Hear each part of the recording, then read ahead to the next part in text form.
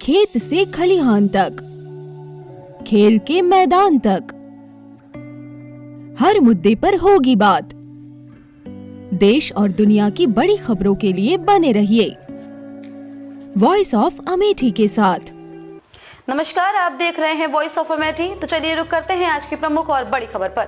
अकेले लोकसभा चुनाव लड़ने के निर्णय से पलटेंगी मायावती। यूपी में इस पार्टी से हो सकता है बसपा का गठबंधन। बसपा प्रमुख मायावती अकेले ही लोकसभा चुनाव लड़ने के निर्णय से पलट सकती है। प्रदेश में बसपा का कांग्रेस से गठबंधन हो सकता है। दूसरे राज्यों में भी पार्टी क्षेत्रीय दलों से गठबंधन करने की संभावना तलाश रही है। गठबंधन की घोषणा चुनाव आचार संहिता लगने के आसपास की जाएगी। वैसे तो पिछले लोकसभा चुनाव से पहले भी मायावती ने अकेले ही लड़ने की घोषणा की थी, लेकिन बाद में सभी को चौंकाते हुए उन्होंने धुर विरोधी समाजवादी पार्टी से गठबंधन किया था। 12 जनवरी 2019 को सपा से गठबंधन के दौरान मायावती ने कहा था कि भाजपा की देश में दूषित और सांप्रदायिक राजनीति के मद्देनजर उन्होंने ये निर्णय किया है। गठबंधन करके चुनाव मैदान में उतरेंगी मायावती। गठबंधन के तहत 38 सीटों पर लड़ने वाली बसपा को 10 सीटों पर सफलता मिली थी। वर्ष 2014 में अकेले ही लोकसभा चुनाव लड़ने से बसपा शून्य पर सिमट गई थी और पिछले विधानसभा चुनाव में भी पार्टी का सिर्फ एक ही विधायक जीता है। इसलिए सूत्रों का कहना है कि भले ही मायावती अब तक अकेले ही चुनाव लड़ने की बात कहती रही है, लेकिन वो गठबंधन करके चुनाव मैदान में उतरेंगी। सूत्र बताते हैं कि बसपा का कांग्रेस से गठबंधन हो सकता है। रालोद के एनडीए में जाने और जिस तरह की 17 लोकसभा सीटें ही उसे मिली हैं, उसको देखते हुए कांग्रेस भी सिर्फ सपा से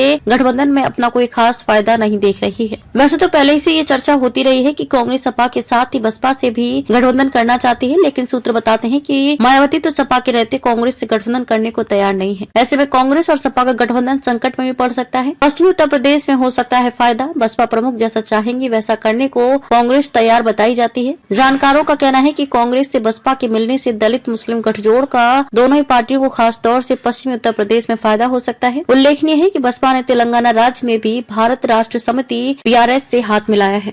खबरों में अब तक के लिए बस इतना ही। फिर होगी आपसे मुलाकात ऐसी ही किसी बड़ी और खास खबर के साथ। तब तक के लिए नमस्कार और देखते रहिए वॉइस ऑफ अमेठी।